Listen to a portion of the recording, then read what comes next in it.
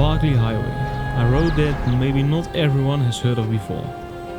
It connects the east to central Australia, right through the heart of the Outback.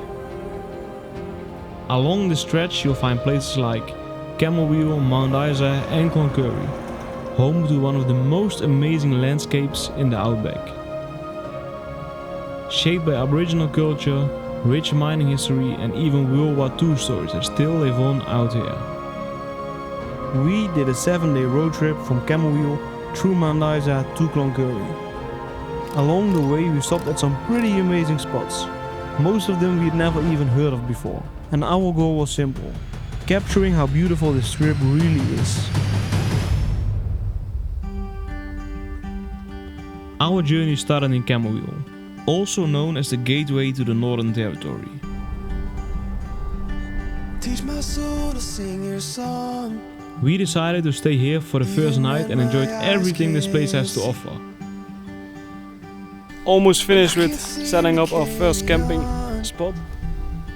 I know your hand is guiding A really me. beautiful I place. know your hand is guiding me.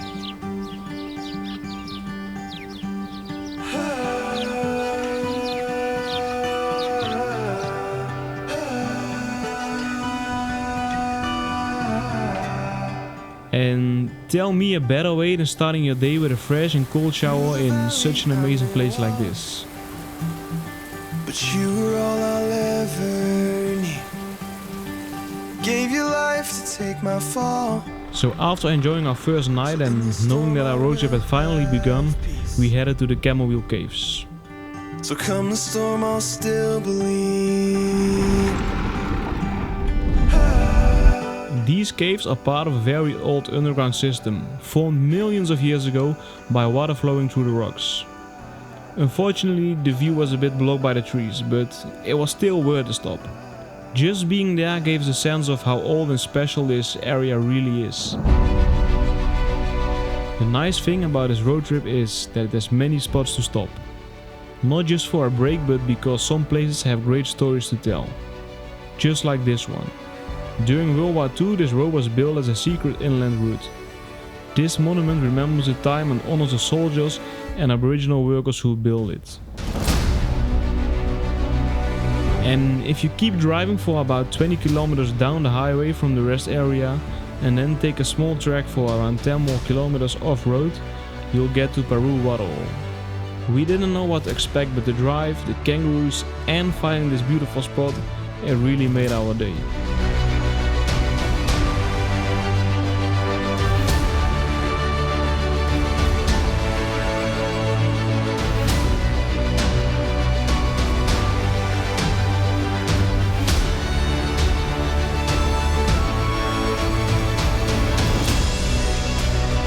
The feeling of being on the road, sleeping outside, cooking and eating under the sky and seeing all these amazing places in such a beautiful area, it really made us feel alive.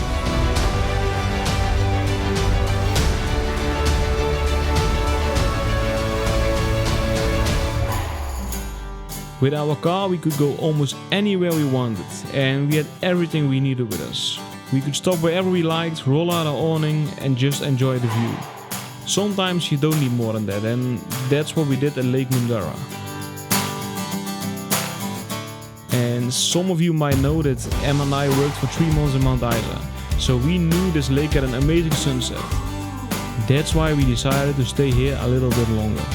We're doing the wallaby walk at Lake Mundara.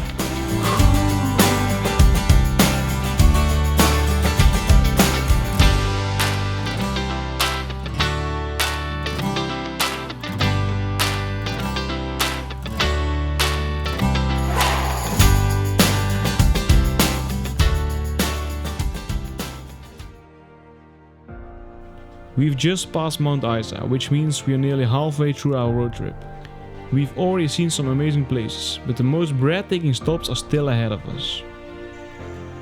One of these amazing spots that we visited is Warrego Waterhole, where you can find Aboriginal rock paintings that are over 10,000 of years old. These paintings show animals, symbols and stories that are deeply connected to Aboriginal culture and history. The road to get there is off-road and a bit rough, but that makes it even more exciting. And if you're there just before sunset, this is the view that you get.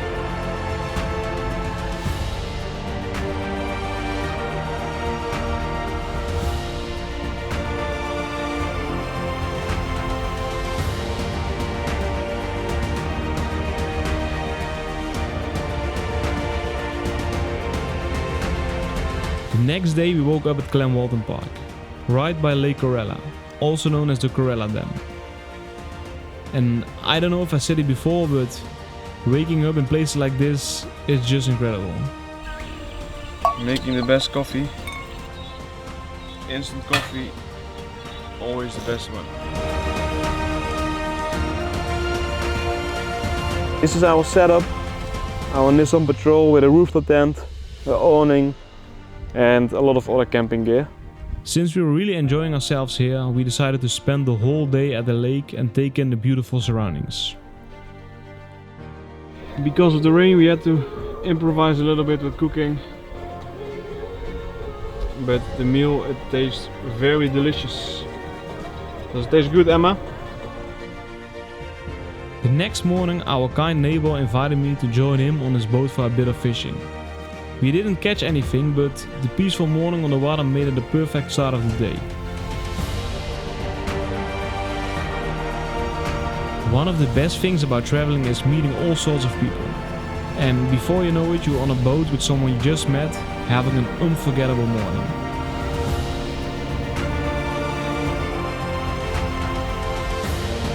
After spending 2 nights at Camooweal Park, it was time to hit the road again. There were still so many stunning places left for us to see, which brings us to the next stop, Fountain Springs. Fountain Springs was one of my favorite spots. When I flew my drone, it almost felt like a movie, discovering a whole new world just beyond the rock walls.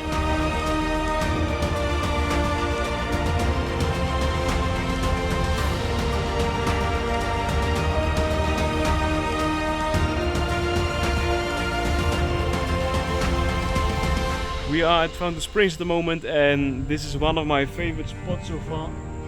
The nature here is, again, it's amazing, it's very green. And Emma pointed out that this tree looks like 2 hands forming a heart shape.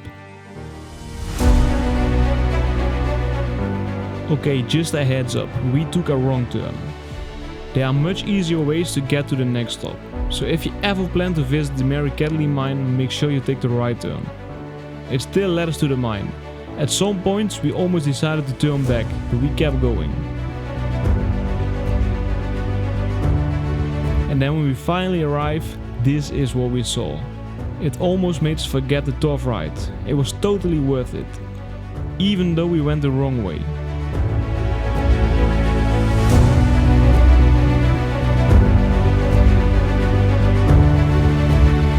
Today we were at Fountain Springs, and as I said before, Fountain Springs, it was really nice, but where we ended up right now, it's another level, it's insane. And the color of this water isn't edited, it's really this blue. The color comes from minerals left behind by the old uranium mine. The water is very clear and full of those minerals, which gives it a strong blue color. Beautiful, but definitely not safe to swim in.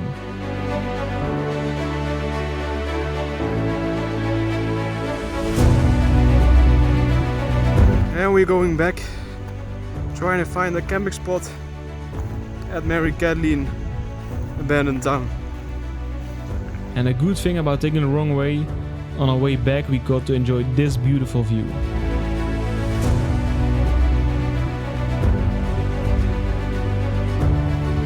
So after a spectacular day like this, we decided to end the night with a campfire in the abandoned town of Mary Kathleen.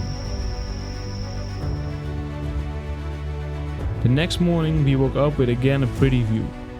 We had breakfast and explored the abandoned town for a bit. You can still see some remains of the old buildings here.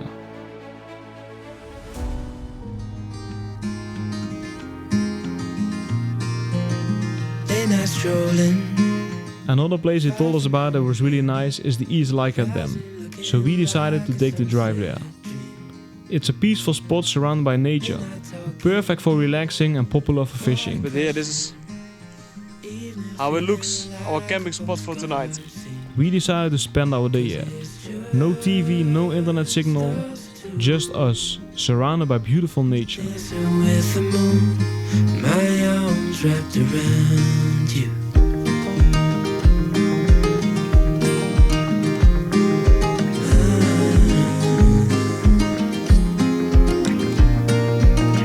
Moon is lighting, sea of diamonds. I can tell the difference to your eyes. Morning is coming.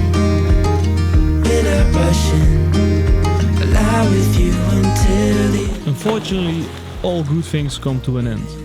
This was our last day of camping.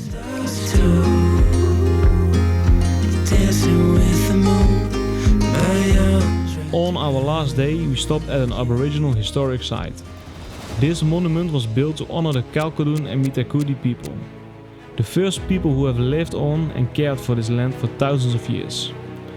And unfortunately, this was our last stop of this beautiful road trip, Chinaman Creek Dam. Another peaceful spot surrounded by nature with stunning views like this. In just 7 days, we had the chance to explore a beautiful part of Australia. We visited places we didn't even know before. And each stop surprised us even more with how stunning this area really is. It was a true adventure and one of the best experiences we've had so far in Australia. Camping in nature, sometimes almost sleeping under stars and spending our nights in quiet remote places. We can really recommend this part of Australia to others. So if you ever have the chance of visiting this area, it's definitely worth it.